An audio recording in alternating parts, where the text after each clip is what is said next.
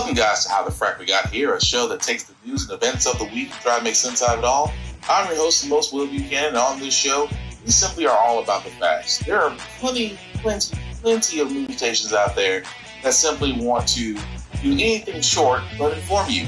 Here at How the Frack We Got Here, that's all we believe in. We go up to the left, we go up to the right, we go up to the middle of independence. We go after all sides because there's more than one side of a story to everything. And you need to know it all in order to actually formulate your own opinion. And that's what we try to do here at How the Frack We Got Here. Thanks for listening, and hold on. It's going to be fun. Welcome, guys, to How the Frack We Got Here, a show that takes the news and events of the week and try to make sense out of it all. I'm your host, the most Will Buchanan, and on this show, we simply are all about the facts. There are plenty of news stations out there that simply want to do anything short but inform you. Here at How the Frack We Got Here, that's all we believe in. We go up to the left, we go up to the right, we go up to the middle of independence. We go after all sides because there's more than one side of a story to everything, and you need to know it all in order to actually formulate your own opinion. And that's what we try to do here at How the Frack We Got Here.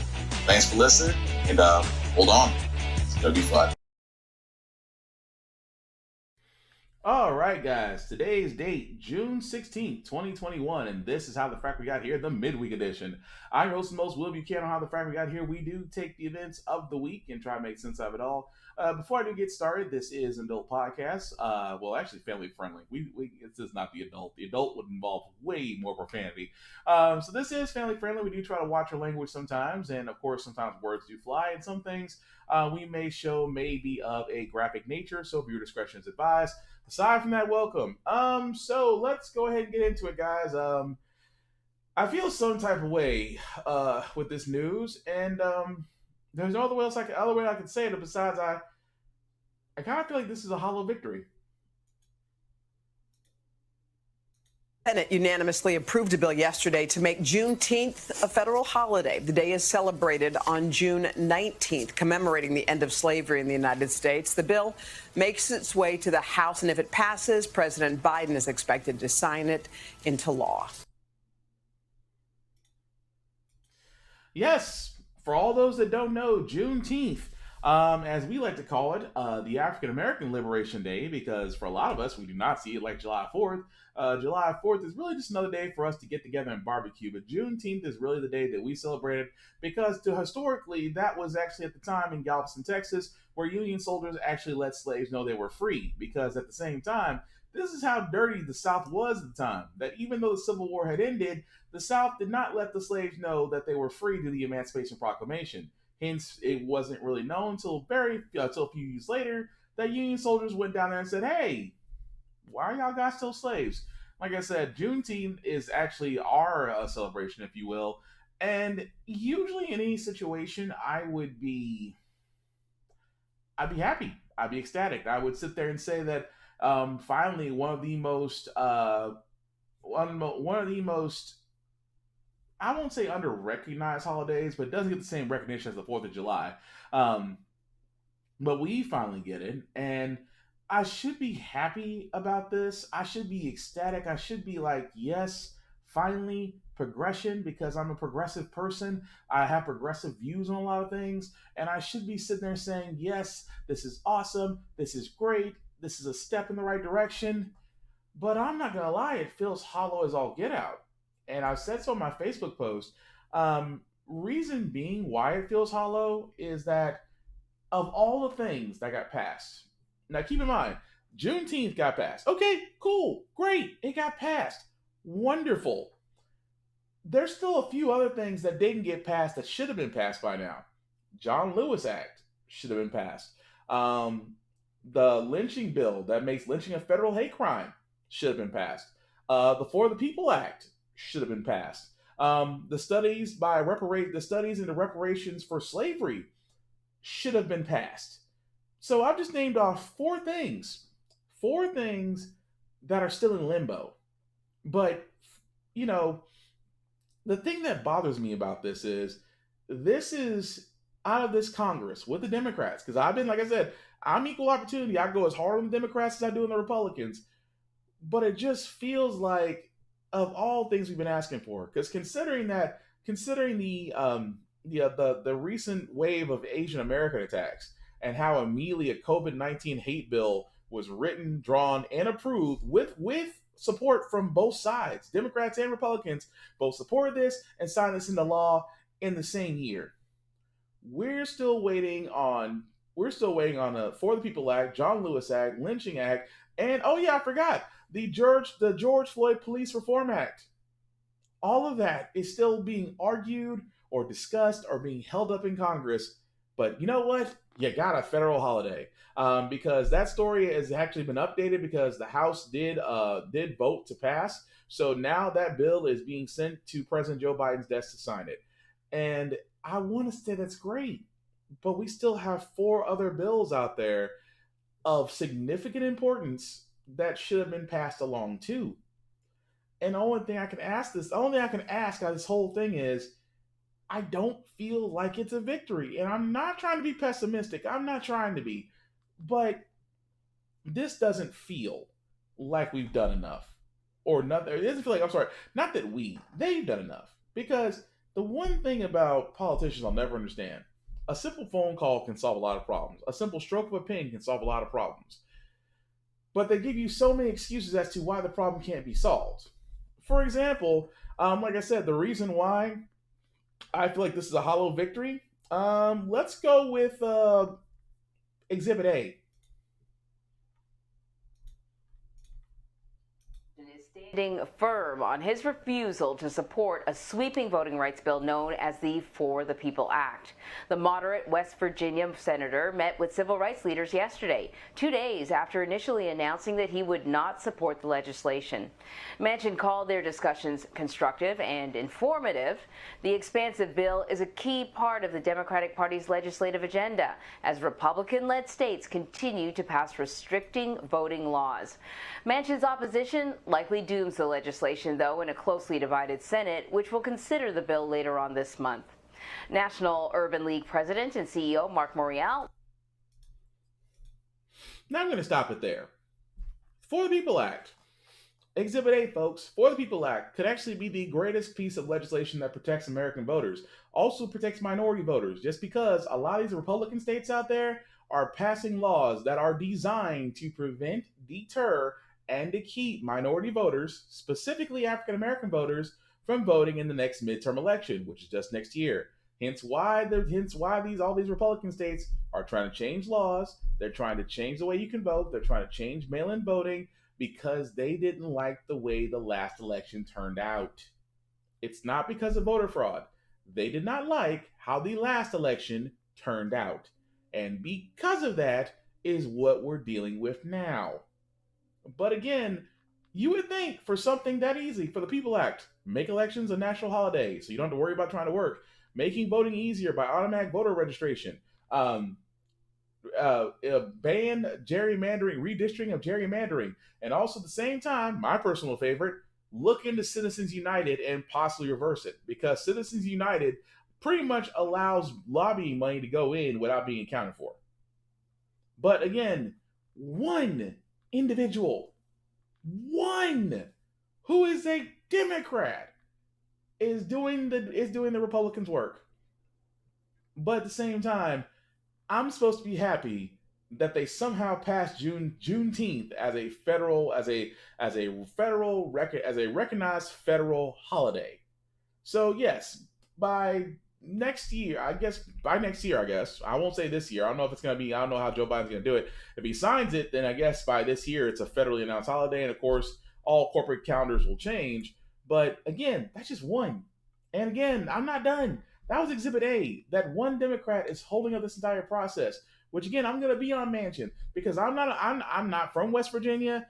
I have some friends that are from West Virginia, and I've been saying it best. That's your man.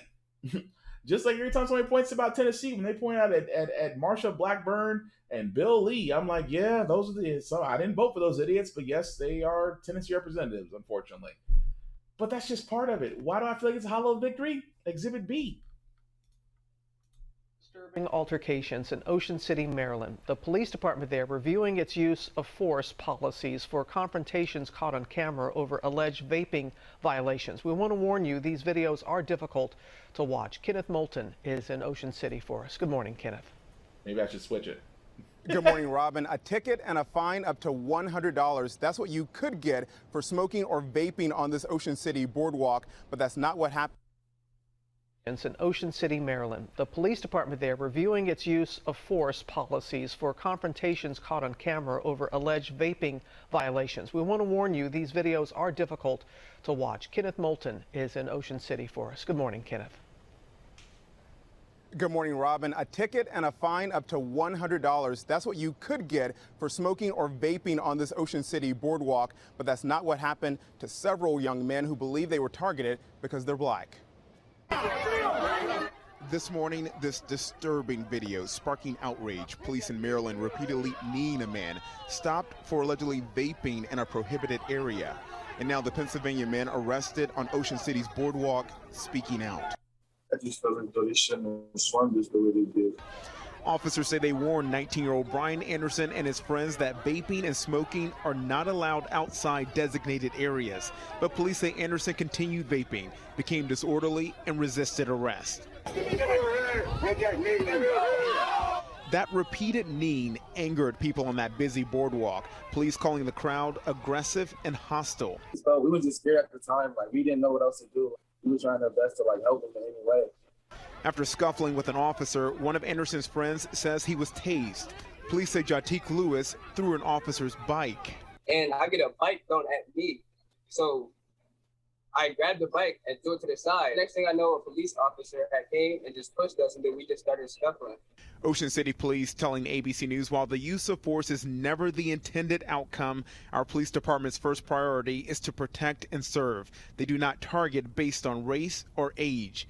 But this is not the first time tensions have escalated over vaping on the boardwalk. Just days earlier, this video showing 18-year-old Tazeer Griffin putting his hands up before being tased. Ocean City Police say when Griffin was told to stop vaping, he threatened to kill officers. He was not resisting. He was not giving any issues to the police officers. His mother grateful the situation didn't escalate further. It's when your child's in a situation that you have no control over and you don't know what's going to happen. You flash into these news broadcasts of things that have happened. And I was just praying to God that it did not get to that point. All those young men facing various charges. The mayor of this city releasing a statement saying he understands the public's concern, and Police Internal Affairs is investigating both incidents. Yeah, you know what would have prevented that? George Floyd Police Reform Act. Because if you're sitting there telling me that cops got aggressive because of vaping. Now, I admit, I'm not a smoker by any sense of the words, but vaping is just like smoking. It's everybody's choice. If you caught them vaping, give them the fine. That's what most people do. Most officers will not sit there and, be these commandos, if you will, unless they knew they could. And I will always say about the police, I will always say it's about law enforcement, because law enforcement has no problem. And if you're a cop and you're watching this, hey, this is the truth. You guys have no problem holding up a black man when you got means, people, and opportunity.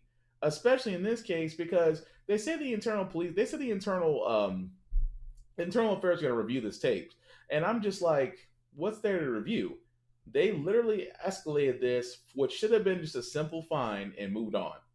I mean, to me, vaping on the boardwalk is just like letting off fireworks in Middle Tennessee. It always happens 4th of July. Even though where I live in Davidson County, we have an ordinance that says you cannot let off fireworks in Davidson County unless you get a permit. But let's be honest, if you live in Tennessee, especially Middle Tennessee, we let off fireworks, right? And yes, you're going to have those neighbors who are going to be picky and annoying and, be dicks on 4th of July and call the cops. Happens to me with my parents all the time. When I'm letting off fireworks for my siblings and everybody else to see, there's going to be this one cop that comes through and I'm like, oh, he's about to give me some static. Nope. You know what that cop does? He literally sits there and says, yeah, we got a call about fireworks and it's illegal to, but hey, look, I'm the only person that's going to be going through this area. I've done my due diligence. Do what you want to do. No static, right? None. He gives me no static. All he says, he does what he's supposed to do. I came out, I investigated, nothing to worry about. Hey, as soon as I'm gone, light him up. And I did too. Actually, I didn't even wait. I waited till he was in the squad car, and before he even turned out the cul-de-sac, I was already lighting one up. But the point I'm making is, this is why the Police Reform Act is needed. Because you're going to have these officers out here who literally and figuratively will use what they have at their disposal to intimidate, to forcefully hurt, to do not only physical damage, but mental damage to young black men. I mean, I can understand why why my aunts, why people who care about me are worried every time I'm out in the world. Because who knows, I might one day run across that one law enforcement officer who, by all intents and purposes, should not be a law enforcement officer. Who, all by intents and purposes, who needs to be trained in de-escalation. By all intents and purposes, will probably reach for his gun first before he reaches for his intelligence. Like I said, the whole thing about the boardwalk issue, it should have just been a fine and moved on. But that cop took it further because he had backup, and he had and you know what, the one thing cops always have on their side? Qualified immunity. They could sit there. And I've been saying this, guys, for the longest time about how this George Floyd Police Reform Act works, because there's two things they want out of it. One of them is the removal of qualified immunity. Another one is a redoing of officers and how they treat cases. Because I said before, do you know an officer does not have to give statements on their actions on the day thereof of the incident that happens, whether they arrest somebody, shoot somebody, kill somebody. You know they don't have to give statements that day. They can turn around and give statements 48 hours later. Think about that for a second. An officer does an action and doesn't have to give a report about it until a day later. They don't give the people that they arrest that option, because you know why? They're immediately taking their statement once they're in custody. Do you know an officer can go back and review evidence before they can turn around and give their statement? Think about that for a second. They can go back and review their own evidence before they give an official statement. All of that is true. Please look. I tell people this all the time. This is the reason why information is key. And for anybody who thinks I'm wrong, look it up. It's all public information. And officers can actually confer with each other before they give their statement. That's the thing and I mean, how are we not at this point saying, wait a minute, how is that? How can you guys do that? You guys can confer with each other to what? To get the story straight? Because again, guys, this is the point I'm making with the whole Police Reform Act. It was going to basically restructure how the police need to conduct themselves. And it is woefully needed. I say this with all the love in the world. It is woefully needed. And why? Because for the simple fact of the matter, this stuff happens. Not only does this stuff happen, it's just simple fact of the matter is that it's needed. But I just showed 3 examples of why I feel a certain way about Juneteenth becoming a federal holiday.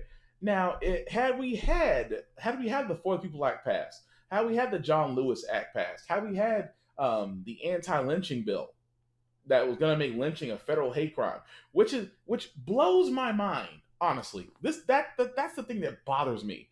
How is it that we all understand hanging a black person is the epitome of racism, hatred, and just overall ignorance just because you hate somebody based off the color of their skin? I think we are all I like to think we're all in consensus, but let's be honest, there's probably some of us out there who don't see hanging as a problem. But at the same time, a great number of us have reached a consensus that lynching is wrong, murderous, and should be treated as such. Ask yourself one question. Why is it taking so long in Congress to make that a hate crime? Attack on, no offense, we've had what, 6 Asian Americans get attacked? Immediate hate crime bill. We've had well over 400 years of documented hatred, torture, and lynchings. Still no bill. I'm just saying. Help me make this make sense, because to me it's like you guys don't. I'm like, and also at the same time, who in Congress is arguing that we should make this a hate crime? That's the thing that bothers me so much. Who in Congress right now is saying that lynching should not be a federal hate crime? Those are the suspect ones right there. That's the thing that's always bothered me. And at the same time, I can, like I said, I can go on. I mean, it's. I'm not trying to sit there and say that Juneteenth becoming a federal holiday, a federally recognized holiday, is not a great thing.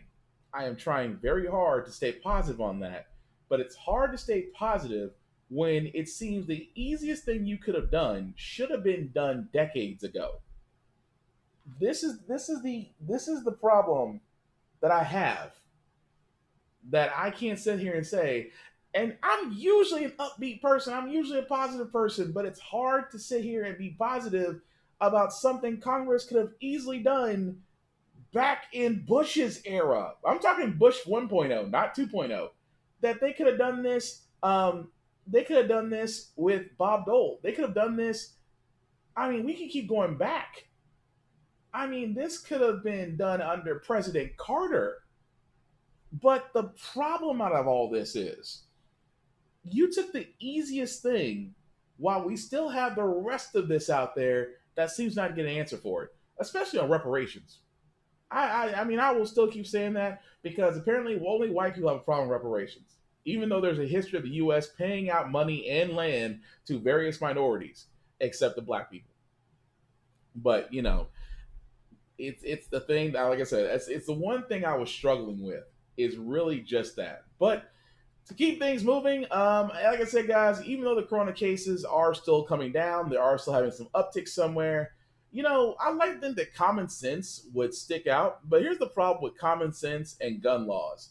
The looser they get, the crazier stuff will happen. Stuff like this. Shot and killed over a mask dispute. That's right, a request to pull up a mask. It turned deadly. CNN's Martin Savage has more on this horrific story. Murder over a mask. The subject pulled out a weapon and shot the cashier. A customer in a Decatur, Georgia supermarket shot and killed a cashier Monday after getting into an argument with her about his face mask. He had a mask. She just very cautious person, so she had asked him to pull up his mask. He refused and walked out, came back in and did that. According to the Georgia Bureau of Investigation, the suspect, 30-year-old Victor Lee Tucker Jr., was checking out of the Big Bear supermarket when he got into an argument with the cashier about putting on his mask. Tucker left without paying, then came back to the store and pulled out a handgun, shooting and killing 41-year-old Laquita Willis. Tucker then exchanged fire with a sheriff's deputy who was working security. Both were wounded and transported to local hospitals. Both are expected to survive. A second cashier grazed by a bullet was treated on the scene. 2 responding officers arrested Tucker as he was attempting to crawl out of the store. Witnesses were terrified. My life flashed before my eyes. The GBI says Tucker faces charges of murder and aggravated assault. It's not clear if Tucker has an attorney. This shooting coming as the number of deaths and injuries from gun violence in this country has increased 23.5% since this time last year, according to the Gun Violence Archive. And just as health restrictions put in place during the pandemic are easing. But not all cities and states have relinquished their mask mandates. Decatur, Georgia, is one of them.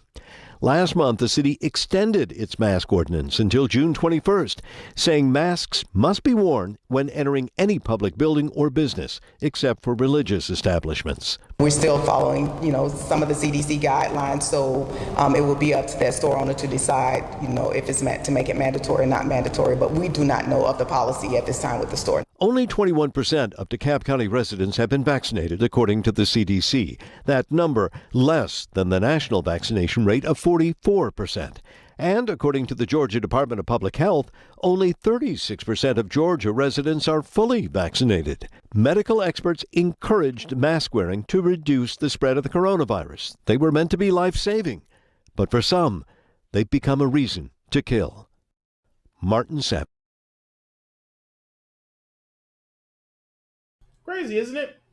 That again, we understand. Look, for some odd reason, a lot of people freak out about masks. There's no reason to freak out about masks. Number one, if you did what you're supposed to do, like a lot of people should have done, which really would have been vaccinated, we wouldn't have this problem. Because you still have a whole bunch of people out there. I'm not going to get the shot. Okay, what's your alternative?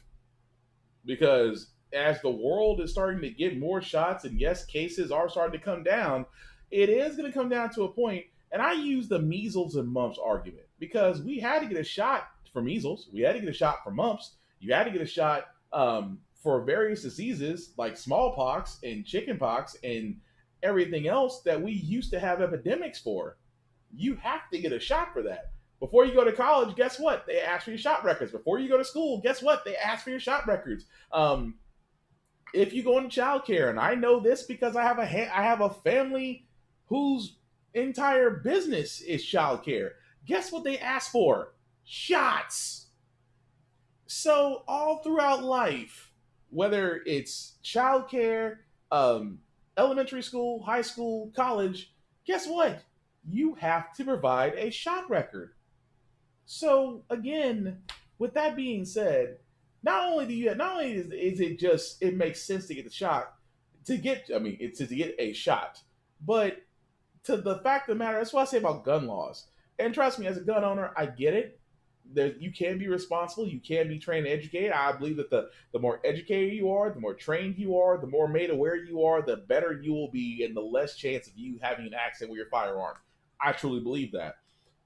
But you get individuals that don't like something just because I didn't want to wear my mask. And again, you can't knock the people that work in department stores and grocery stores where they are being told by their managers, we need to enforce the mask mandate. And of course, if they catch you when they walk in, it's like, hey man, we need to, you need to wear a mask. I don't need to wear a mask. I mean, the vaccine is just a hoax. Okay, well, you're in our store, so you need to wear a mask or you need to leave. And then he comes back and he shoots the cashier. Now, again, and these are coming from Georgia. Georgia is almost like Texas, where it's getting to the point where you don't need a permit to carry. And I keep on saying that is the most dangerous thing you can do to a whole bunch of people. Because I said it before, Tennessee is one of the easiest states to get guns. It is the easiest. If you don't believe me, go to a gun trade and knife show anywhere in Tennessee. I will bet you dollars to donuts. All they're going to ask for is your ID and cash. And you can walk out with the firearm of your choice. No background checks are done. You don't believe me? Go to one. Go to one and prove me wrong. Because I've been to several in Tennessee, and trust me, the only thing they care about is cash is king. As long as cash is king, get whatever you want. And trust me, they have some interesting stuff at these gun trade night shows. But it's sad that, again, someone goes to that extreme just because they don't want to wear a mask. That a person's life had to end just because you don't like a store decision? And yet you wonder why it's so hard for people to come to work or work in those areas, because now you're going to have crazy people like that who are going to come in and possibly do stuff like that to harm others. Again, and yet you wonder why folks don't want to work. I can't blame them for that. When it comes down to your life or worrying about that, you're worrying about that, telling somebody that, hey, that a mask is required and hoping to God they don't turn around and come back with a gun, that is something that is just, you will not find a harder case for people to come and work under that type of fear. And yes, that man should literally be thrown on the ground. He should be buried under the ground for that. But also, moving right along, guys, if you're an ITT person, you definitely going to like this news because the education department has announced today that they are wiping out $500 million in student loan debts for some 18,000 borrowers who attended ITT Technical Institute. We guys, let's be honest, we've all remember those ITT Tech commercials all the way up until, I want to say, when that happened, 2007? No, that's wrong. 2009, 2010. When ITT Tech was caught, really just handing out bogus certificates and degrees, and folks were getting screwed out of their federal money, and they still got stuck with student loans and stuff of that nature. And really, it was just a mess for it being a for-profit school. Now, the Department of Education has decided to go ahead and clean the slate for those 18,000 borrowers. So if you originally went to ITT Tech and you still got student loans, well, guess what? Not anymore. Cool. I still say for the simple fact of the matter is this, that for everybody else, I think it's still time for student loans to be wiped out, because anybody who has student loans, me, we'll tell you off the bat, it does, you have to work harder. Let's be honest. Your credit takes a hit. It does make you harder for financing. It does make you hard to look for a home, a car, stuff of that nature, just because you have this enormous amount of debt that is still accruing interest. Trust me, this entire pandemic, guess what? Those student loans, that interest was still accruing. And I keep saying this the longest time. If we turn around and we kind of cut the military budget in half alone, we could pay off student debt for everybody.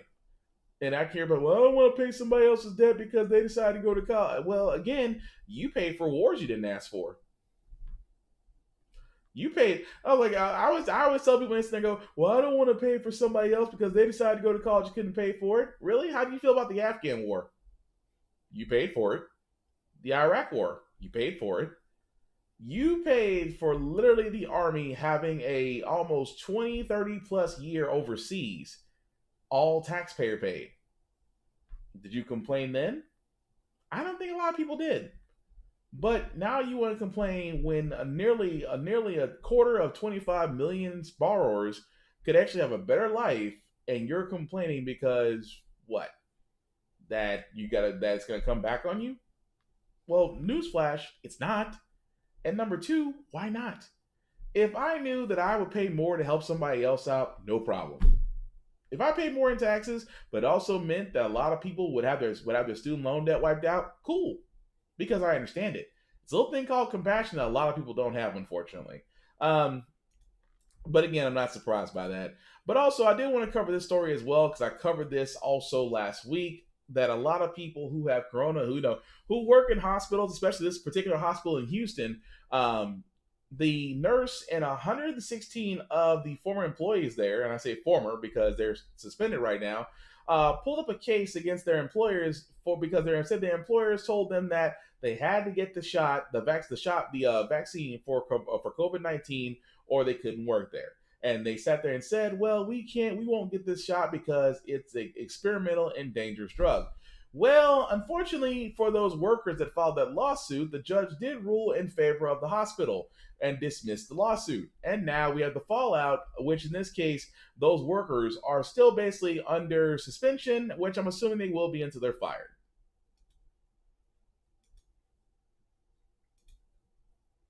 You even want people to work for you who are choosing not to get vaccinated? Because I can tell you, I don't want to go to a hospital where healthcare workers don't think it's a good idea. You know, Stephanie, I've heard that from countless patients. In fact, there was a letter to the editor today in the Houston Chronicle about that, and I've received many other communications. Patients are very commonly saying, I want to be in a healthcare situation where I know that I am safe, because they recognize this is the right thing to do. You know, doctors, nurses, other healthcare professionals, we have a sacred obligation to keep our patients safe. And that's what vaccines do. We've done this for a dozen years with the flu shot. We see the coronavirus vaccine as even more important. And so we're very proud of our 25,000 employees who did comply with this and who did get vaccinated and follow our policy. I should remind our audience of that. It is, while 178 healthcare workers weren't vaccinated and they're suspended, that is less than 1% of your total workforce. Can you help us understand what would the rationale be? Because when we talk about people not getting vaccinated, we say they don't have access, they don't have the education. Your employees have both.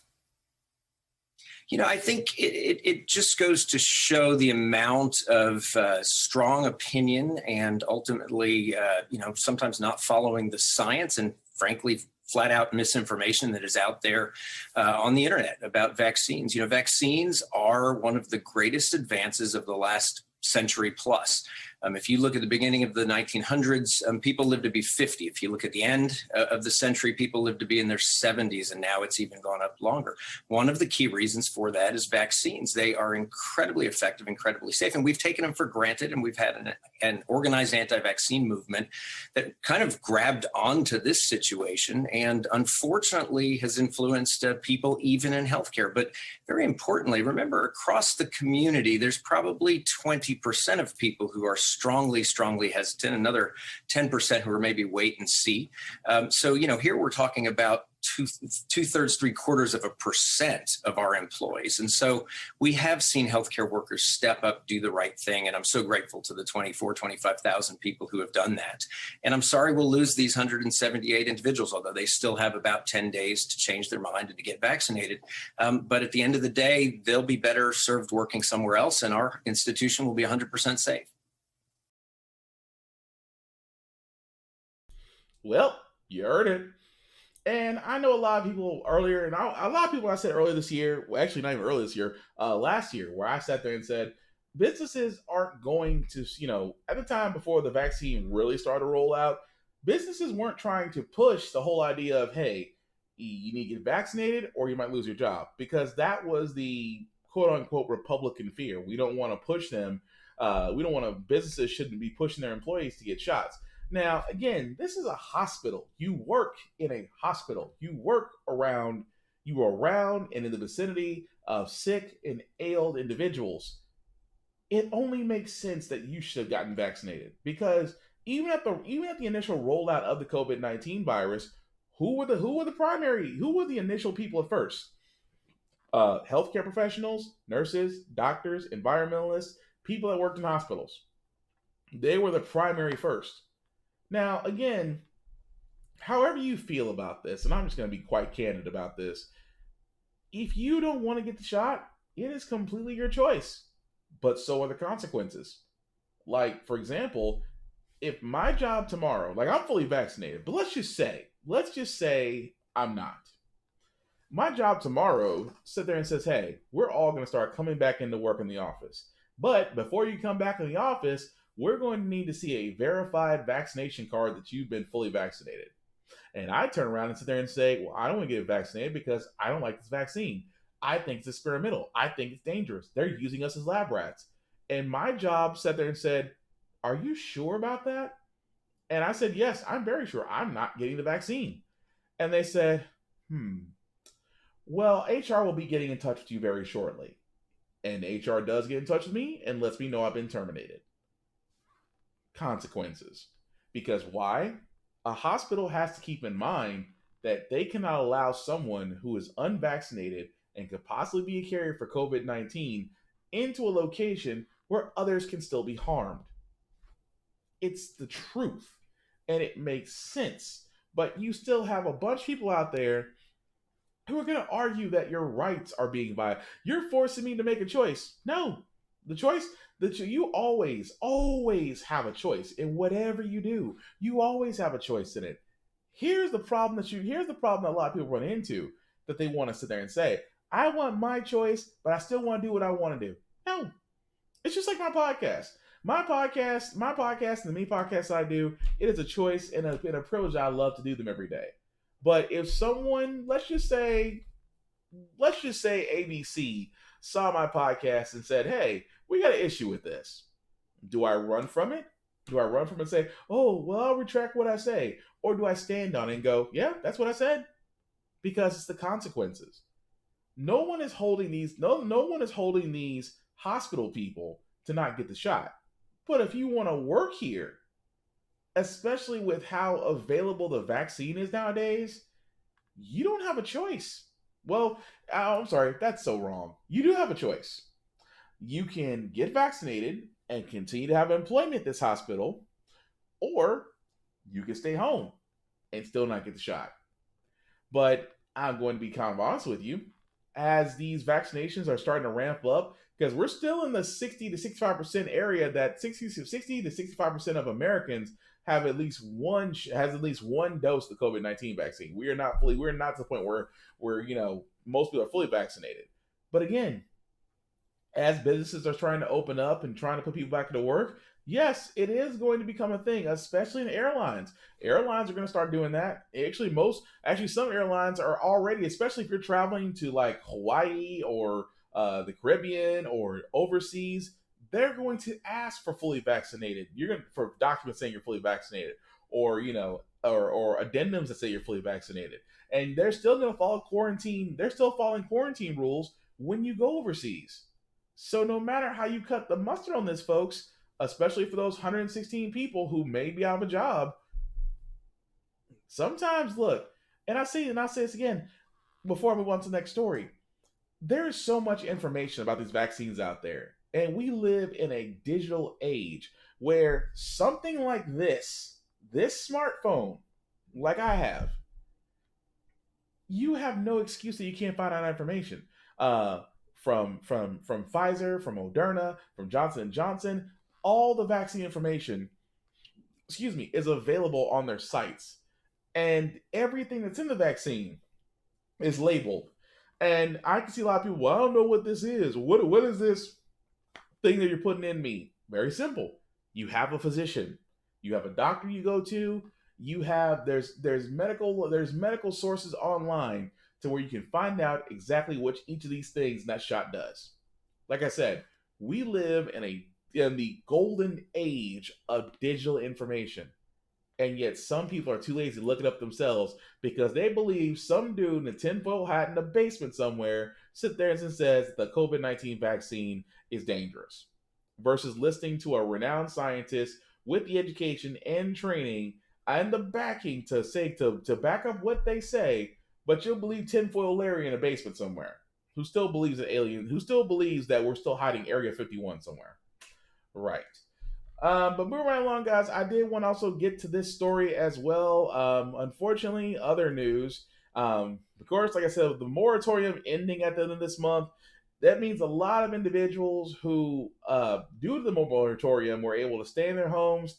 But even as the moratorium is still set in place, there are still some states who are moving forward with evicting people, and it's truly a sad case. Families in several states don't know where they are going to sleep. Evictions are slowly returning as states challenge the moratorium imposed during the pandemic. The trickle of evictions could soon become a flood as renters owe up to $53 billion to landlords. Here's CBS's Omar Villafranca. A wave of evictions despite a federal ban. Today in Dallas, Anthony Upshaw and his 17-year-old son are being put out of their home. They're gonna show up and kick me out. My kid up there doing his schoolwork. There's like 3 weeks of school left before the kids graduate. The Texas Supreme Court lifted the moratorium on evictions March 31st. The Dallas-Fort Worth area has the third most eviction filings in the country. We're gonna put everybody out the first chance they got. Upshaw lost his job early in the pandemic and has been struggling since. Constables placed his belongings in the front yard. Where are you going to go? We don't know yet. We haven't figured that part of it out yet.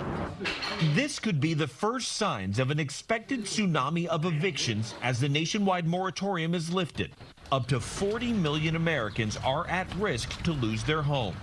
The moratorium was supposed to protect everybody until the end of June. Black families are twice as likely as whites to face eviction. The ideal that, it's now okay to kick everybody out as if the virus is over with, it's not. His neighbor, Linda Bowie, is also being evicted. I'm worried, but I can't do nothing about it. I can't keep crying over it. She has 24 hours to leave. Where are you going to sleep tonight? In my son's car right there. You're prepared for that? No, I'm not, but we ain't got nowhere else to go. He putting me out right now. Their landlord, Peter Sy, says his mortgage is still due even though rent is not being paid. So how much money is that you're owed? Total about $25,000 to $28,000. How long have you been losing money? About 7-8 months already. It's like America going backwards, you know what I mean? For now, Anthony has temporarily moved into a motel while his son finishes school. So the stuff, it ain't even important. Just as long as me and my kid good, we good. But Linda has not been as lucky. She's currently living in her car. Anthony and Linda are surviving the COVID pandemic, but are victims of the COVID economy. Omar Villafranca, CBS News, Dallas. And tomorrow we're going to take you inside eviction court.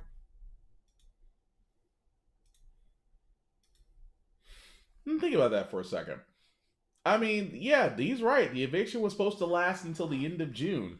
But unfortunately, some states, like Texas, their Supreme Court is overturning the federal moratorium ban, which does allow landlords to go ahead and start evicting them. And again, this goes back to what I said, though. This is further than for all those that were watching my podcast previously. I've already went ahead and said this, that we should have been paying Americans $2,000 every month until the pandemic is over. Bernie Sanders said it. At one point, we were looking at consistent COVID checks, much like Canada does. Canada's still doing it. Canada is still providing $2,000 a month for every Canadian. Now imagine if America did the same thing. We would not be worried about moratoriums right now. People would still be able to pay rent. People would be able to still, if they lost their jobs, be still able to keep housing and keep themselves if they have children and a roof over their heads. And again, it's always come back to, well, what about the landlords? What about, they got bills too. The bills, just because they can't pay means their bills don't stop. Well, that's what the PPP loan was for. But, for most people that got PPP loans, they didn't really have businesses that got 15,000, 20,000, 5,000. There's a case right now in Tennessee where one woman supposedly had a business and she got a 20,000 PPP loan, and they found out that it was fraudulent. So you tell me one individual that faked a business got a $20,000 loan, while others, it's staggering. It's a house of cards, really, that we weren't able. Again, I still ask this question: where are the consistent stimulus checks? Why are we not working more about these, getting not only this moratorium to stay in place and also keeping these people in their homes? Because that's just Texas. I mean, that's just Texas we just showed. Lord knows what's happening in Tennessee, Georgia, and every other place. But it's bound to get worse as we get closer to the end of June heading into July. Because at this point, there's no talk of a moratorium.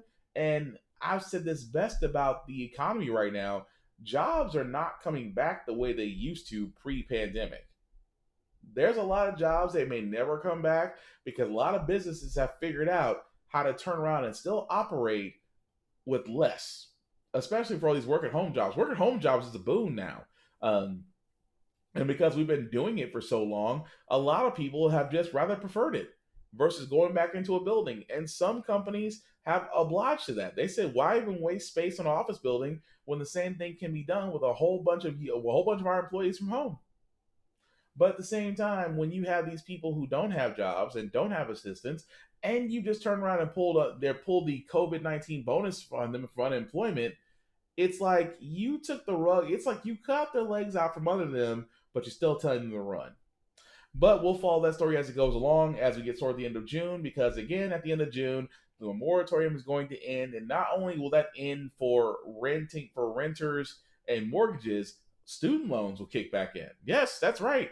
Student loan payments will kick right back in at the end of June unless something is done. So we will follow that as that story comes along. The other story I got that I wanted to get into was black colleges, and I said this on my previous podcast about black colleges. Probably one of the very few regrets I have in life is that I didn't actually go to a black college.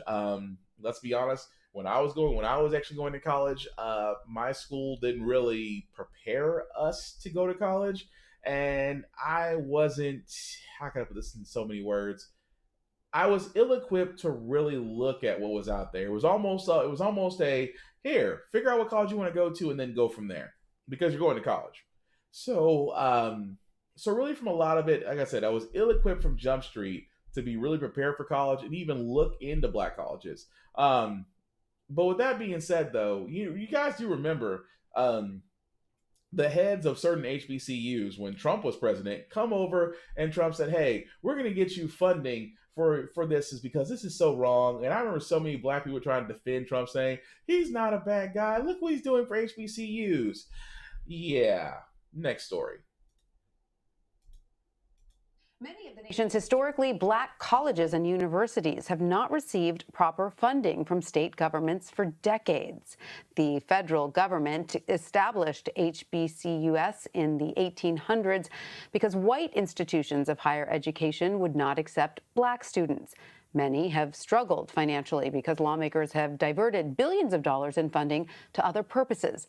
The leaders of some HBCUs are fighting to get the money they say they are owed. Our CBS News Money Watch team tells us more about how the presidents of 4 Maryland HBCUs won that battle and will receive a massive influx of funding over the next decade. Christopher Brooks has been following this story, and he joins me now from Rochester, New York. Christopher, welcome. It's great to have you with us. Can you explain exactly what happened at these 4 universities in Maryland and the impact the federal ruling had on other HBCUs? Well, thanks for having me, Tanya. And so the Maryland case in particular, what you had was 4 HBCUs who filed a federal lawsuit. This is like 15 years ago.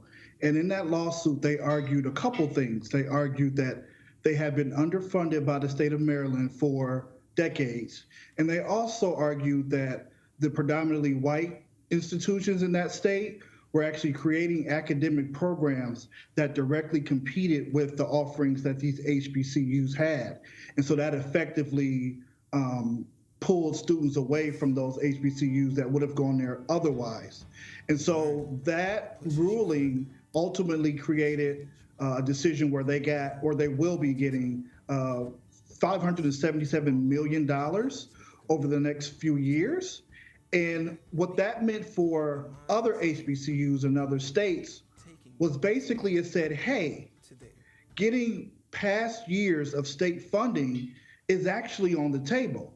Now, prior to the Maryland thing happening, all these other HBCUs have just been operating and not thinking they would ever get the money that they've been owed from decades past. And the Maryland thing really set a precedent for these other schools to try to go after their missing funding. So do you believe that's what we're going to see? Are there going to be some more, lawsuits from these other schools? I don't know if there'll be directly lawsuits. However, I did speak to an HBCU expert, and he told me that there will be other institutions and other states that'll be pushing for funding that they should have got in the past but didn't. So the question really is, will they have to actually sue to get that money from their state, or will there just be cooperation from state lawmakers in their respective states to just pay that sort of restitution? We don't really know that yet, but I can firmly say there's some states that talked to me off the record and said this is definitely being whispered in other states about getting past funding for their schools that they should have gotten in the first place.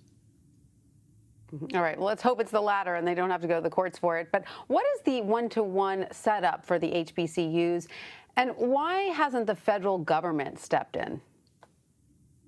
Great question. So let me explain sort of the funding mechanism that HBCUs have to get funding from not only the state government, but also from the federal government. So every year, Congress allots X amount of dollars to every HBCU, every public HBCU. There's some privates out there that technically don't get direct federal funding, but they do in some way or the other. For the public ones, there's X amount of dollars set aside that Congress and DC will give them. Now, their state, whether that's Tennessee or Maryland or Virginia or Mississippi, their state is supposed to match that exact dollar amount, 1 for 1. In other words, if Congress gave FAMU $1 million, then Florida, the state of Florida, is also supposed to give them $1 million. And what we've been seeing is that while the U.S. government has been willing to fund what these schools need and deserve, the states will not put that one-to-one dollar match there. And so those states are using those that funding money for HBCUs to something different. And they can't really, as a federal government, tell these states what to do with that education funding. So they really have their hands tied in terms of getting these HBCUs the extra amount of money from the state level that they should have had.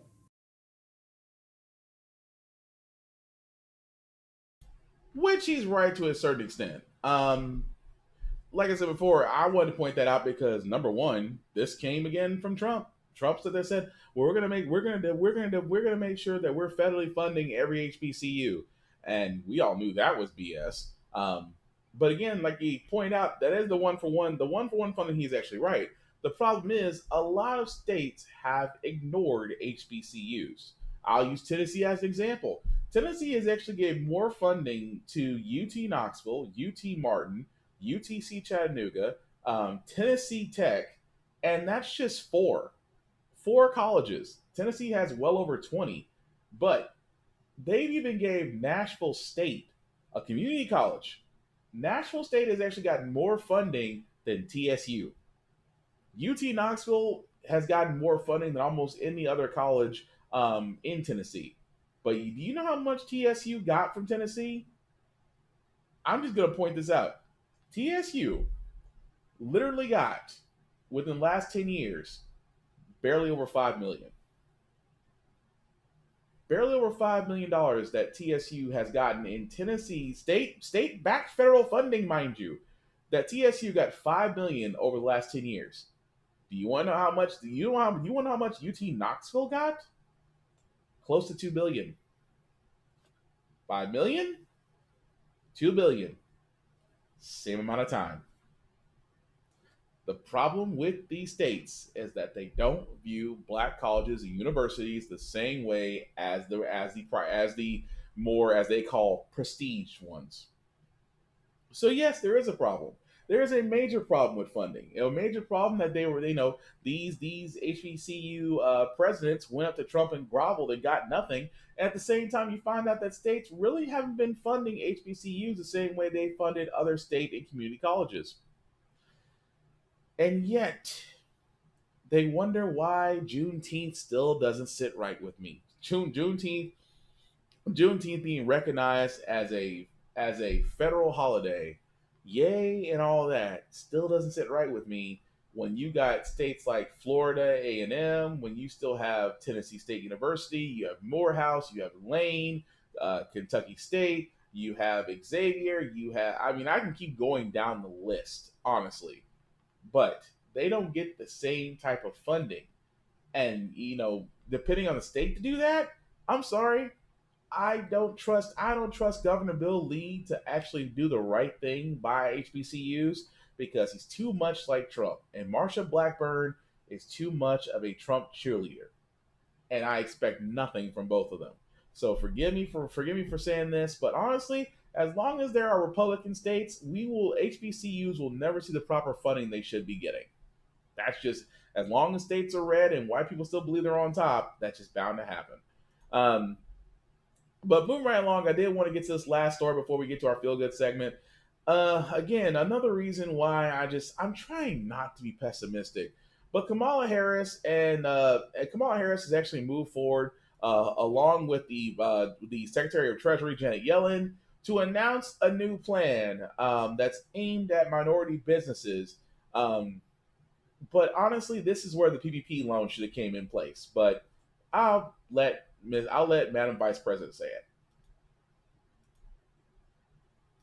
Well, good afternoon, and thank you, Lisa. You have been an extraordinary leader. I have talked with many of our CDFIs, also known as community lenders around the country, and 201, they talk about your support and your leadership, especially during some of the most difficult times. So I thank you, and I'm very honored to be with you as we make this announcement today. And of course, thank you to Secretary Janet Yellen and Senator Mark Warner and Chairwoman Maxine Waters for your leadership.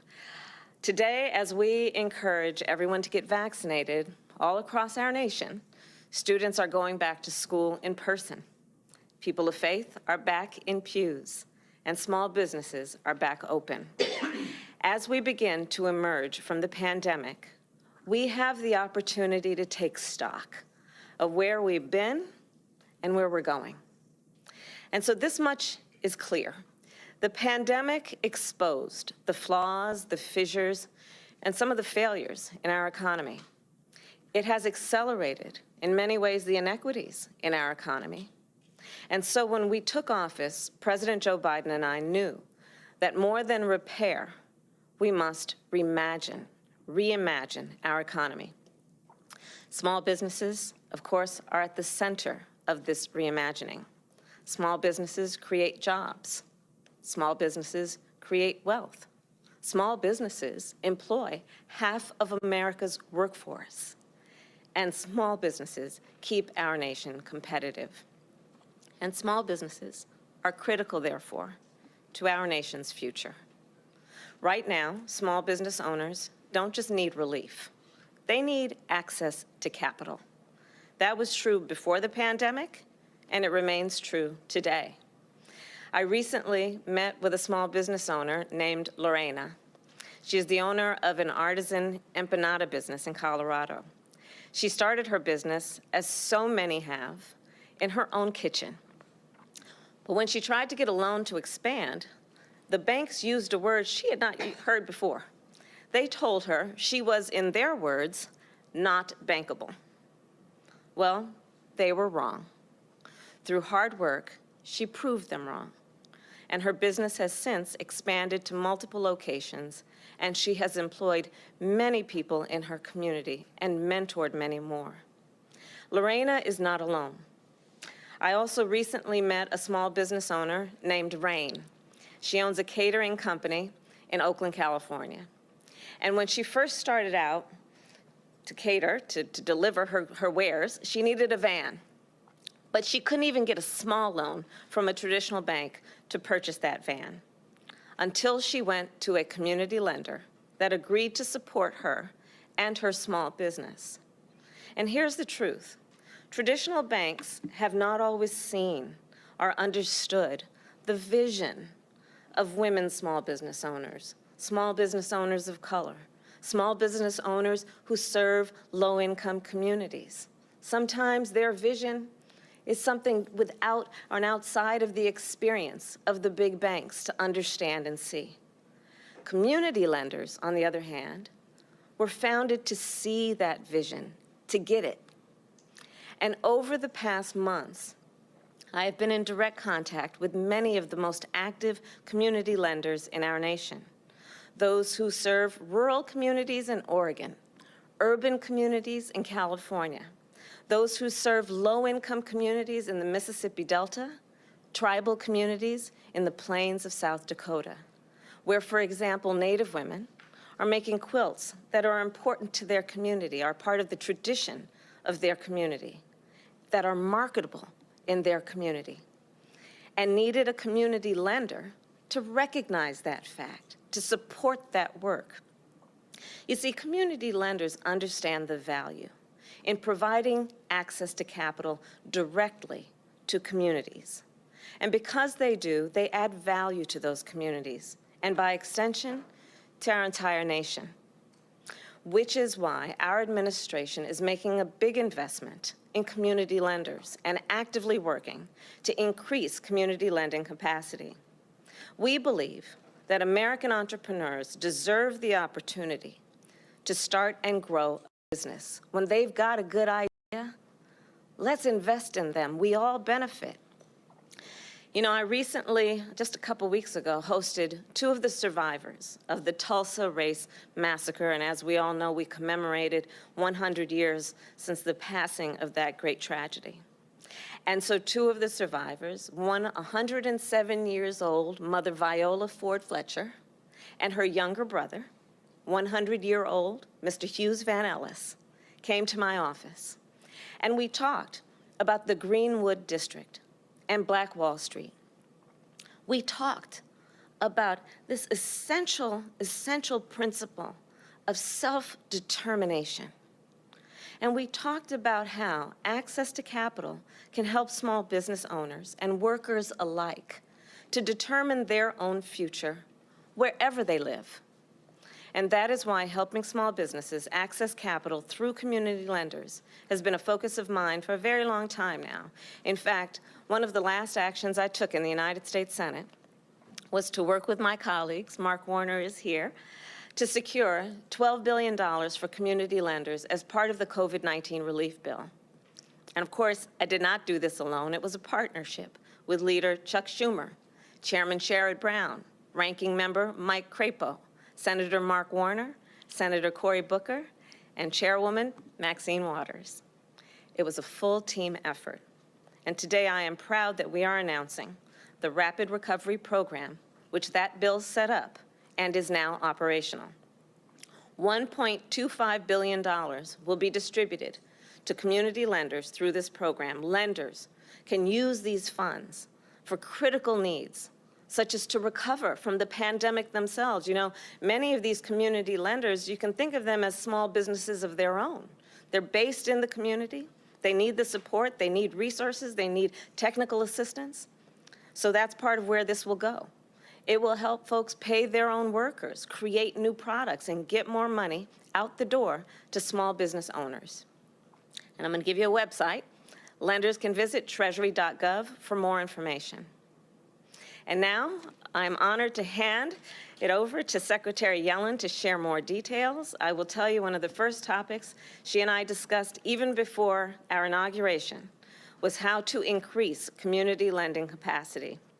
We've been working together, our teams have been working together on this issue ever since.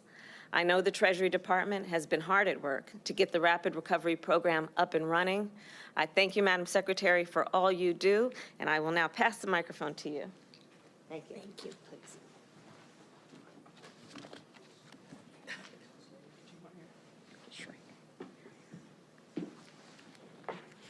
Thank you, Madam Vice President. Thank you for hosting us.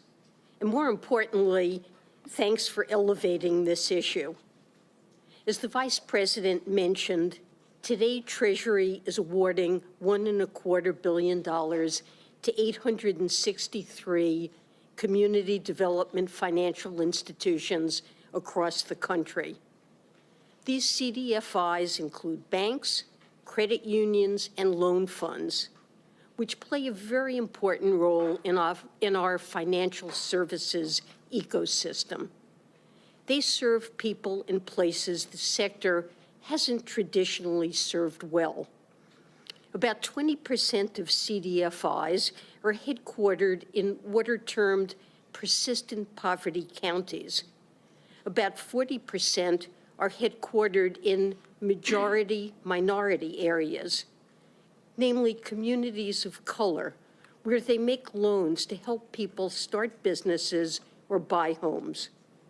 The Vice President is right. This is one of the first subjects she raised with me, the importance of CDFIs, and it's exactly the right place to focus our attention. Because these questions, who can access credit and capital and who can't, those questions are at the root of many long-term structural problems in our economy. For most of the 20th century, our economy was undergoing a convergence. Okay, I gotta stop right there. Reason why I stopped it right there, because it was just gonna go into a whole another thing, because I just want them to talk about it. The Rapid Recovery Program. Okay.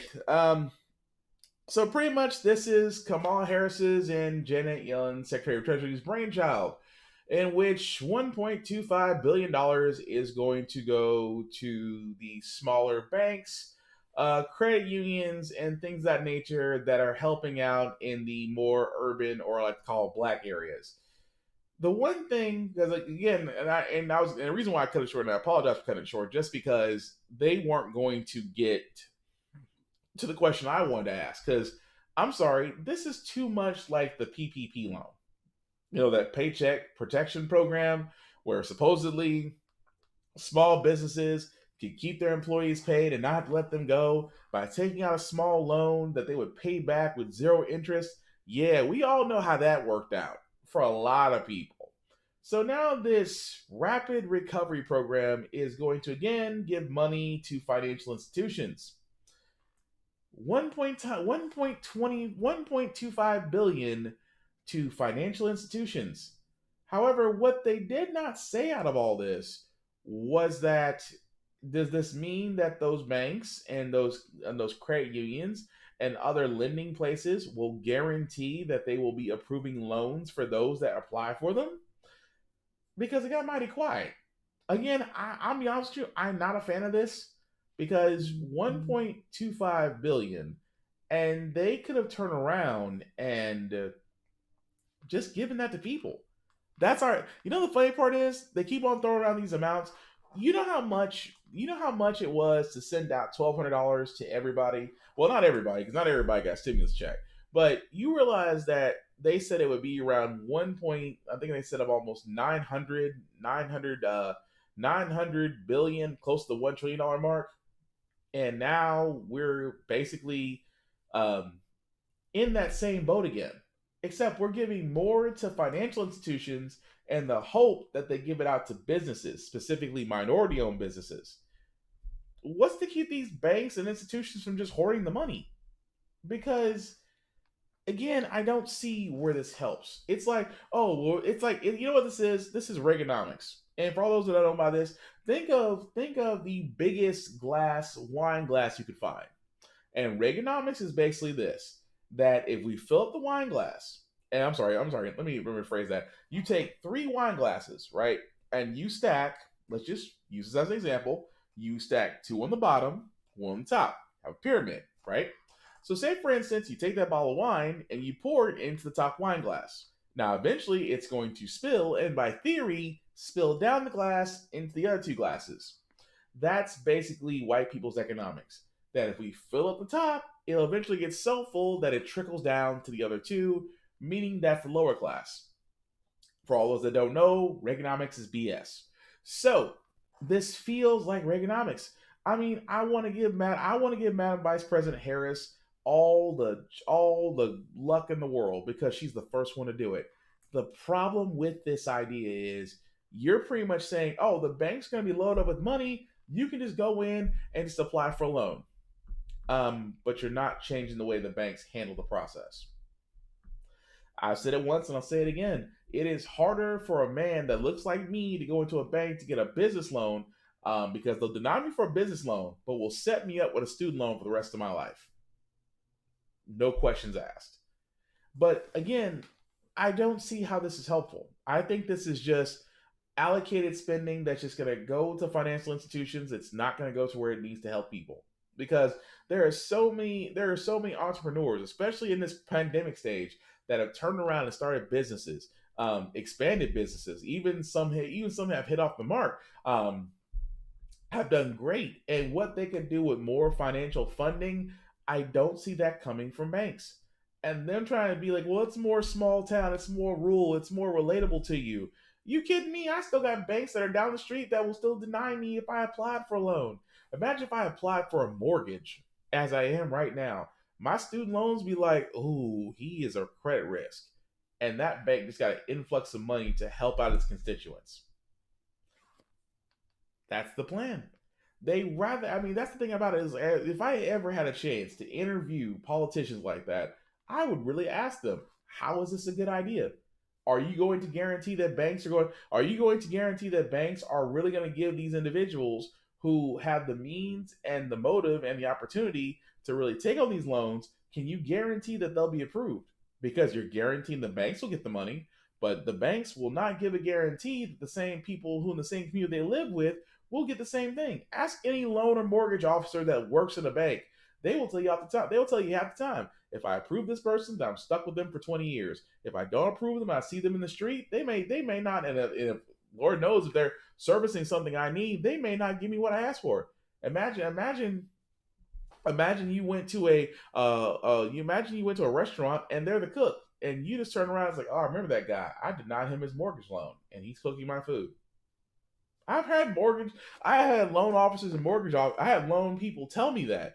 That is what they deal with because, again, it is not automatic approval. So, again, with this idea of this rapid recovery program, to me, it's wasted spending. Because unless there's something, like I said before, I watched through the rest of that presentation. They didn't take any questions. So again, the question I would ask is, what are we putting some sort of thing in for banks to really make sure that this money is being distributed out to people? Because if so, the money's just going to stick with the banks. Call me crazy. But with that being said, guys, we're going to go ahead and move on to our feel-good segment, because usually on How the Frack we got here, we usually cover a lot of things that are doom and gloom. Sometimes we'll just take the air out of the room, and sometimes we'll just make you forget that, hey, humanity is doomed. But we don't want to do that. We always believe in positivity. We want to leave you out on a good note, restore your faith in humanity, and really just give you a good sense of hope for tomorrow. That's what I try to do. And this teacher that I'm about to show in his story definitely does give hope, and the reason why I have such a soft spot for teachers.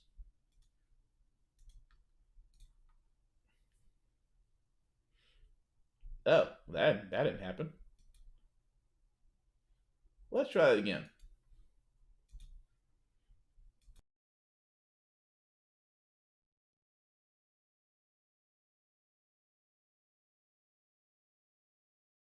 He once had NFL dreams, but this former college football player has gone from the locker room to the classroom, inspiring his young students in the D.C. area with his children's book series called The Crunchy Life, which he created in part to help showcase diversity. ABC's Ike Ejachi has this story. There's one thing you can always count on kids doing.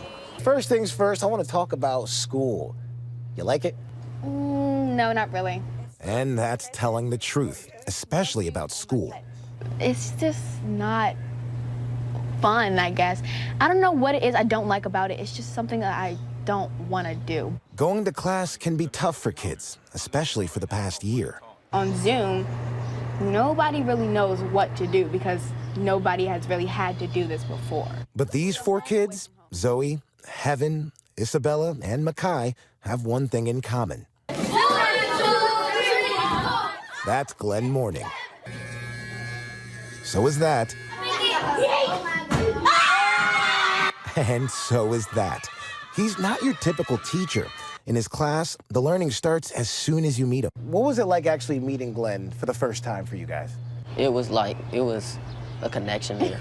I knew that because he was a fun teacher and he knew how to teach. Just a spot that I always come to. Glenn Morning and I had a conversation about teaching inside Sankofa, his favorite bookstore in Washington, D.C. Right here are the actual Crunchy Life books. He teaches reading to elementary students around the DMV area and believes conventional methods don't apply to everyone. The idea of being a reading teacher in general is to provide kids with access to be able to then go off and to explore the world. That communication with the world was difficult for Morning growing up. He says he didn't learn how to read until the age of 9. Growing up in a house with 12 or 13 other people where you're not getting the right attention, you may not get a chance to practice reading, and just the different frustrations that build up in you as a kid. So it got to a point where it's like, we just need to get by as opposed to, really excel. So sports became Morning's outlet.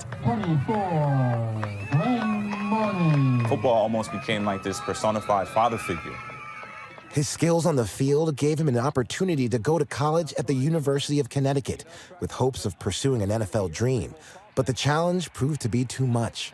I was drowning. But at the point where I realized as a junior that it wasn't going to happen, no matter how hard I practiced, I realized that if I don't do something, I'm going to end up back on my grandma's couch. That's when Morning made the move from the locker room to the classroom.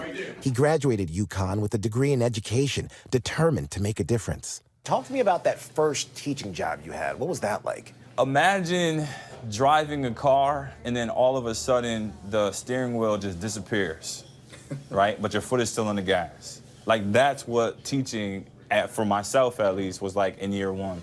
So it got to a point where I just knew that I wanted to be, even from a child, I wanted to be like those people that helped me get through it all. You know what I mean? And it wasn't meant to be in terms of the football thing, man. Teaching is, there's superheroes in those classrooms.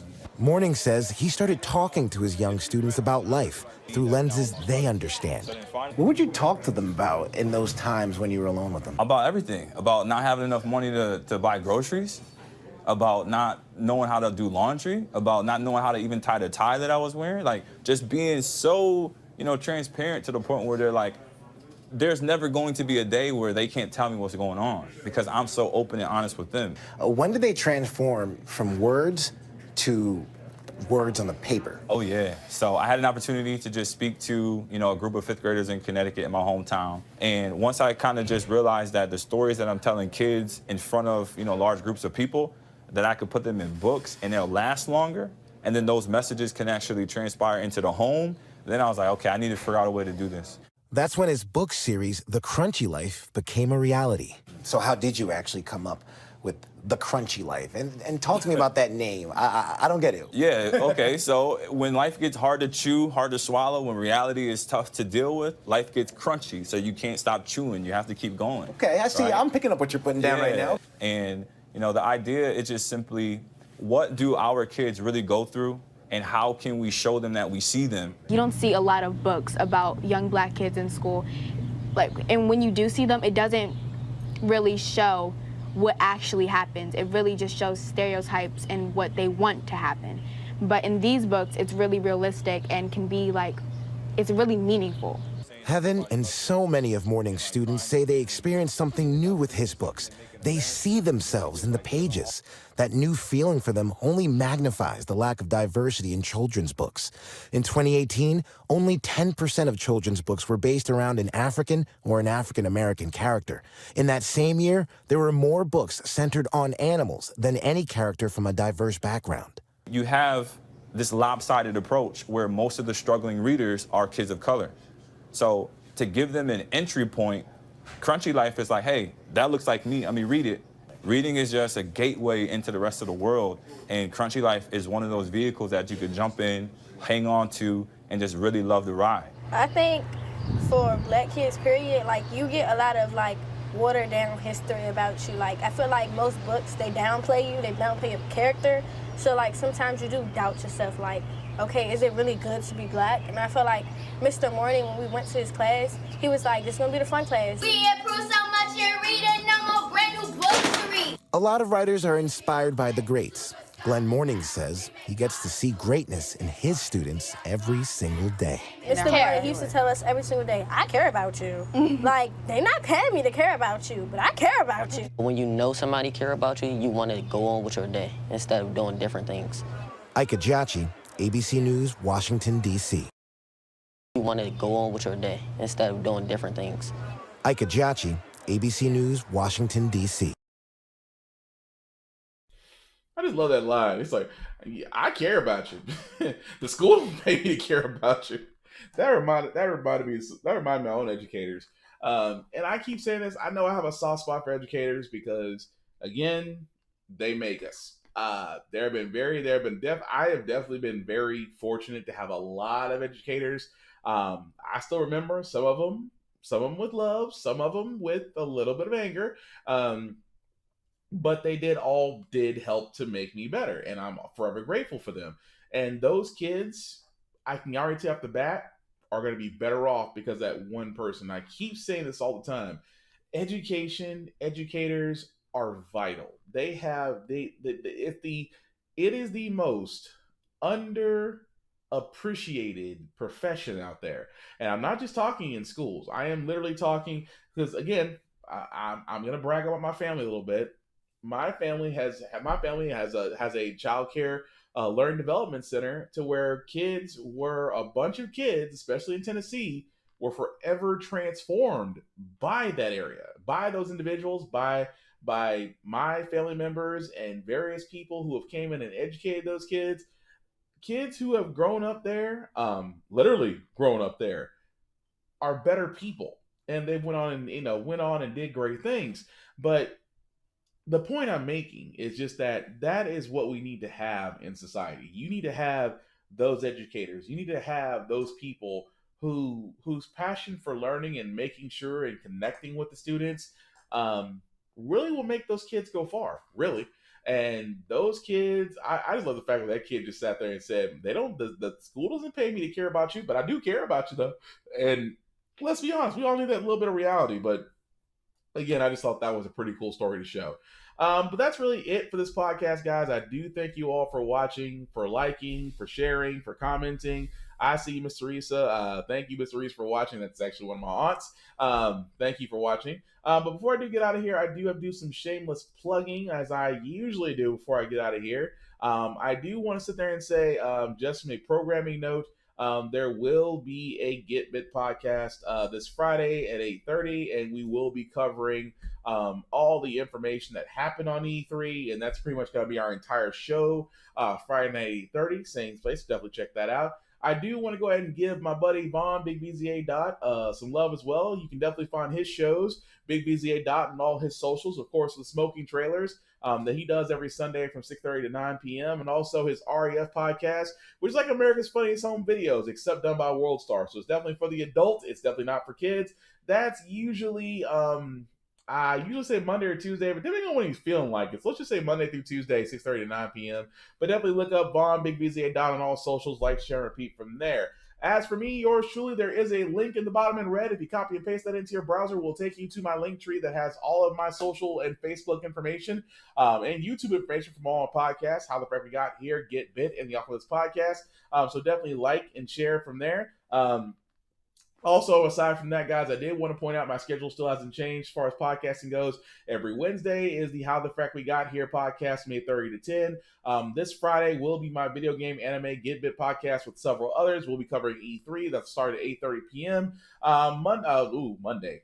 Saturday morning, 10 a.m. to noon is the weekend edition of How the Frack We Got Here from 10 a.m. to noon. And of course, a little bit later that evening is the very adult, very out there. It is not for children. From 9:30 to 11 o'clock is the Off Limits podcast. So definitely do that as far as that goes from there, if I can make it without messing up the end of this intro, the outro. Aside from that, guys, like I said before, COVID-19 is still out there, but still wear a mask, be precautious. And if you're asked to put on a mask, just don't be a douche about it. Just put on the mask. Because at this point, we're going off the honest system right now. And a lot of people didn't get their shots. So again, exercise caution when you're going somewhere. I always keep a mask on me because I don't know the spot that I'm wearing. The spot that I'm walking in usually may require a mask. It doesn't. It just doesn't hurt to have one, just to be safe.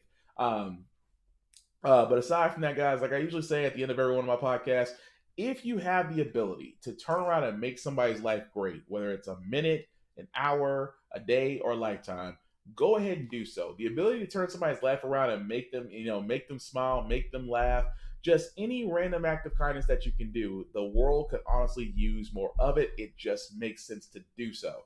And I kind of make that a moment. I kind of make that a mission in my day to, to at least brighten up at least one person's day or many people as I can, because like I said, the world needs to smile and laugh a lot more these days.